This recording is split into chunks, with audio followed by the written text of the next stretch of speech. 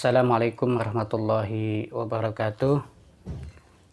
Teman-temanku, sahabat-sahabatku, para pencinta seni sastra yang berbahagia, kita bersyukur kepada Allah Subhanahu wa Ta'ala hari ini bisa kembali berjumpa untuk sama-sama belajar tentang bagaimana cara membuat pantun yang mudah dan cepat. Nah, jadi saya mungkin tidak akan bicara teori pantun yang bertele-tele ya, karena apa? Karena itu bisa dibaca di buku-buku sastra ya, apa itu pantun, sejarahnya pantun bagaimana, lalu kriteria-kriteria pembuatan pantun. Nah, apa yang ingin saya sampaikan di dalam pelatihan ini lebih kepada teknis praktek tentang bagaimana kita bisa membuat sebuah pantun itu dengan cepat, dengan bagus, dan tentunya yang diinginkan oleh para peserta sekalian bisa spontan, spontanitasnya bisa lebih tinggi. Nah, saudara-saudaraku yang berbahagia, sekali lagi saya tegaskan, saya bukan seorang ahli bahasa ya, bukan seorang ahli sastra dalam pengertian mengetahui ilmu-ilmu sastra secara mendetail, tapi saya adalah praktisi ya, praktisi yang bergerak di lapangan. Jadi saya juga tidak berani mengklaim bahwa yang saya ajarkan ini adalah sastra yang paling bagus, sastra yang paling ilmiah, tidak. Saya bahkan lebih cenderung menyebutnya dengan sastra jalanan. Kenapa saya bilang sastra jalanan? Yaitu sastra yang dipraktekkan dalam kehidupan sehari-hari dan belum tentu juga kadang-kadang mengikuti kaidah-kaidah sastra yang sesungguhnya, termasuk dalam hal berpantun. Misalkan pantun ini kan, pantun ini katanya adalah bentuk puisi lama yang terdiri dari 4 baris. 4 baris yang dari 4 baris ini terbagi jadi dua. Dua yang pertama adalah sampiran dan dua yang kedua adalah isi. Nah, saya baca di buku-buku sastra itu katanya pantun itu bersajak ABAB. Jadi ketika misalkan sampiran baris pertama A, sampiran baris kedua B, atau sampiran baris keduanya an bunyi ujungnya, maka isinya juga seperti itu. Isi yang pertama A, isi yang kedua an juga. Jadi dia beda ya, A, B begitu rumusnya. Tapi dalam prakteknya, saudara-saudaraku, kadang-kadang tidak mesti seperti itu. Kadang-kadang juga A. Kalau ujungnya un semuanya. Salahkah itu? Mungkin ya, dari segi teori salah. Tapi dari segi hakikat sastra, hakikat hiburan, seni, bagi saya yang bukan ilmuwan, maka itu sah-sah saja. Karena dalam bersastra itu yang penting adalah bagaimana memanjakan telinga pendengarnya, terutama ini sastra lisan. Nah, hal yang contoh ya, sederhana saja. Ada teman saya sering sekali mengucapkan pantun ini. Samarinda kota tepian, Balikpapan kota beriman. Nah, sampirannya saja sudah an semua kan. Berarti sajaknya A. Lalu dia lanjutkan, kalau adinda kesepian, bolehlah kanda menjadi teman. Nah, jadi keempat baris ini sajaknya ternyata sama, bukan ABAB tapi A. Namun dari segi syarat pantun yang terdiri daripada sampiran dan isi, dia sudah memenuhi syarat. Terus dari segi pendengaran masyarakat, ini juga memenuhi syarat. Nah, ini mungkin perbedaan sedikit teori yang kita pelajari di sekolah atau di bangku akademik dengan praktek yang terjadi di lapangan. Bahkan pantun-pantun klasik ya, pantun-pantun lama pun kadang saya lihat seperti itu kok. Misalkan, kalau ada sumur di ladang, boleh kita menumpang mandi. Kalau ada umur yang panjang, boleh kita berjumpa lagi. Kadang ujungnya, walaupun ini masih bersajak ABAB, tapi kadang ujungnya juga nggak pas suku katanya. Karena kalau dari suku kata ya, bukan bunyi.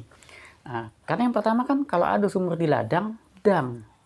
Tetapi yang isi yang selanjutnya kalau ada umur yang panjang, jadi jang.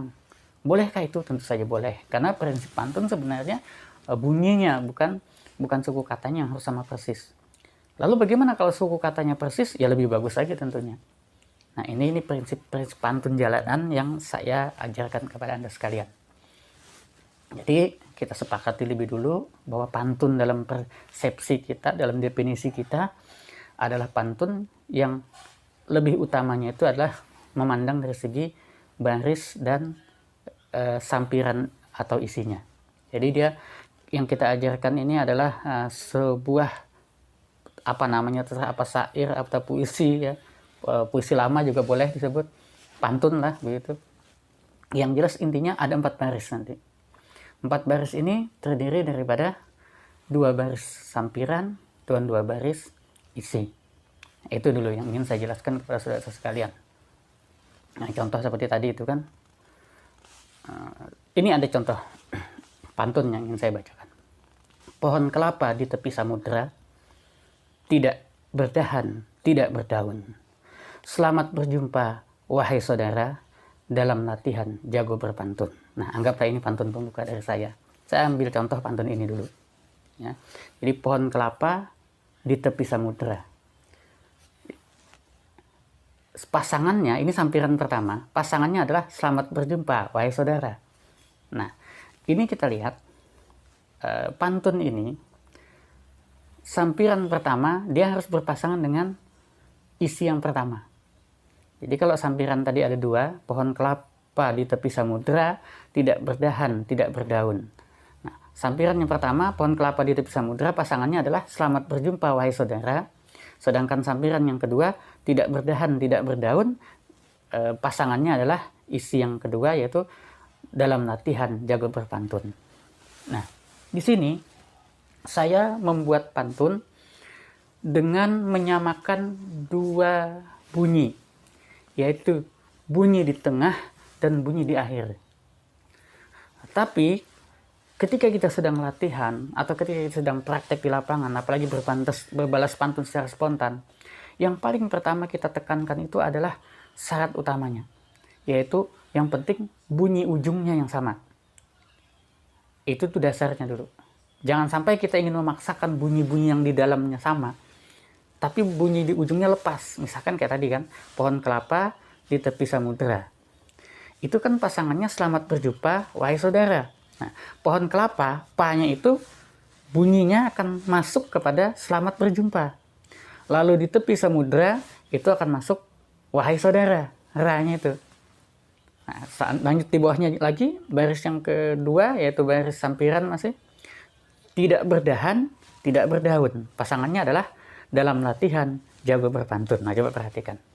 Tidak berdahan, itu dia akan terpasang bunyinya dengan dalam latihan, sama-sama an. Lalu tidak berdaun, pasangannya adalah jago berpantun. Nah, itu. Ini saudara-saudaraku sekalian adalah contoh pantun yang akan kita pelajari. Nah, metode pelatihan saya ini tidak panjang dan tidak lebar. Maksud saya, Anda mungkin kecewa ya kalau Anda yang terbiasa mengikuti suatu pelatihan itu pelatihan yang sangat ilmiah, mendetail, rinci, penuh dengan teori-teori. Nah, maka mohon maaf, saya tidak bisa memberikan seperti itu. Kenapa? Karena yang saya ingin berikan adalah belajar cepat, belajar praktis. Jadi kalau Anda ingin pelatihan dengan saya, ekspektasinya adalah teori yang panjang lebar dan mendetail, saran saya sebaiknya beli buku sastra atau cari di Mbah Google. Banyak sekali teori-teori sastra di situ. Nah, tetapi karena ini adalah pelatihan jago berpantun, yang lebih kita tekankan, ekspektasi kita adalah pada kecepatan dalam berpantun. Nah, logikanya karena ini supaya cepat, ya materinya juga tidak boleh banyak. Secepat apapun kalau materinya bertele-tele, ya tetap lambat jadinya kan. Karena target kita sebenarnya adalah kemampuan. Atau kalau ingin lebih saya sederhanakan, target kita itu sebenarnya adalah bagaimana Anda atau saya yang belajar ini bisa membuat 4 kalimat yang ujungnya itu bersajak AB-AB. Yang terdiri dari 2 baris atau 2 kalimat sampiran dan 2 kalimat isi. Fokus kita ke situ. Maka dalam latihan nanti, ya ini masih pengantar ya, nanti ada jurus-jurus yang saya ajarkan, jurusnya pun tidak banyak. Mungkin hanya 3 atau 4. Dan penjelasannya pun sangat singkat. Saya lebih menekankan kepada praktek. Pertama yang ingin saya tekankan adalah saya akan melatih bagaimana Anda menjadikan otak Anda refleks. Jadi telinga, otak, dan mulut kita itu menjadi refleks. Nah, kalau kita berbalas pantun itu 3 komponen ini yang harus kita latih supaya mereka sinkron, ya, antara telinga kita, apa yang kita dengar dari pantun yang diucapkan orang kepada kita, langsung direspon ke otak, dan otak langsung mengirimnya ke mulut kita untuk kemudian mulut kita mengucapkannya. Intinya di situ. Jadi hanya 3 langkah. Mendengar, berpikir, dan berucap supaya cepat. Tapi kalau Anda ingin teorinya panjang, ya tentunya tidak akan kita bisa cepat. Nah, inilah saudara-saudaraku sekalian, dalam beberapa keterampilan, dalam beberapa keahlian, kita sering terjebak kepada teori. Teori itu penting, tetapi yang bagus adalah bagaimana teori itu mempercepat pekerjaan kita, mempercepat hal-hal yang kita perlukan, dan kita tinggalkan segala hal yang tidak perlu. Jadi ketika Anda misalkan mendengar seseorang berpantun kepada Anda nggak perlu mikir teori terlalu banyak. Ini apa ya yang dia ucapin? Oh, ini pantun deh kayaknya. Pantun ini kalau dalam bukunya profesor ini, definisinya ini. Dia harus terdiri dari, Anda nggak perlu mikir itu. Begitu ada orang menyampaikan pantun kepada Anda, dengar seksama dengan telinga, proses di otak, langsung balas dengan kata-kata Anda. Nah, ini yang ingin saya tekankan dalam prinsip ini. Jadi sekali lagi, sebelum Anda lebih lanjut membuat pantun, sebelum lebih lanjut berlatih dengan saya ingin sampaikan kepada Anda, jangan kecewa kalau pelatihan saya terlalu singkat, materinya terlalu sedikit, ya karena memang itu saya sengaja. Bukan saya tidak mampu untuk menyusun materi yang panjang lebar, ya, karena menulis itu adalah salah satu aktivitas harian saya.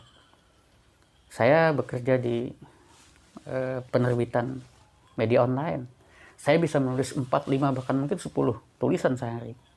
Saya juga sambil bekerja membuat buku-buku, buku-buku kantor, buku-buku dinas, buku-buku tokoh yang ingin dikarangkan profilnya dan sebagainya, buah pikirannya. Itu saya biasa nulis sampai ratusan halaman.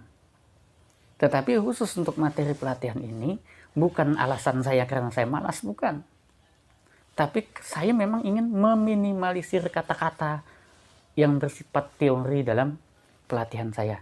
Karena bagi saya, dalam pelatihan ini yang lebih penting adalah bagaimana kita bisa berpantun dengan cepat.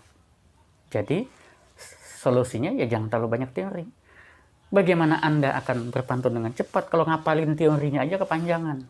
Nah, yang penting sekarang ada beberapa teori pamungkas atau teori paten lah, saya bilang begitu. Teori itu Anda jalankan, maka Anda akan bisa berpantun dengan cepat. Ya, baik, sampai di sini dulu. Ikan jelawat makan semangka, makan kuaci taruh di cangkir. Niat yang kuat dan baik sangka adalah kunci supaya mahir. Nah, jadi tadi Anda jangan merasa tidak bisa. Saat ini seawam apapun Anda tentang pantun, Anda ikutin pelatihan saya. Kuncinya cuma 2. 1, niat yang kuat, keinginan yang benar-benar serius, dan kedua, baik sangka. Baik sangka kepada siapa? Baik sangkalah kepada Allah Subhanahu wa taala yang menciptakan Anda dan otak Anda. Dia sudah ciptakan Anda sebaik-baiknya ciptaan. Dan dia sudah titipkan otak yang cerdas, lebih hebat daripada superkomputer yang paling canggih di dunia ini. Karena dia langsung diciptakan oleh Zat yang maha berilmu dan maha mengetahui. Baik, saudara-saudaraku, ini dulu pengantar dari saya. Mudah-mudahan ada manfaatnya. Kita lanjutkan dalam teori yang akan datang, teori yang sangat mengasihkan. Baik, sampai di sini dulu. Assalamualaikum warahmatullahi wabarakatuh.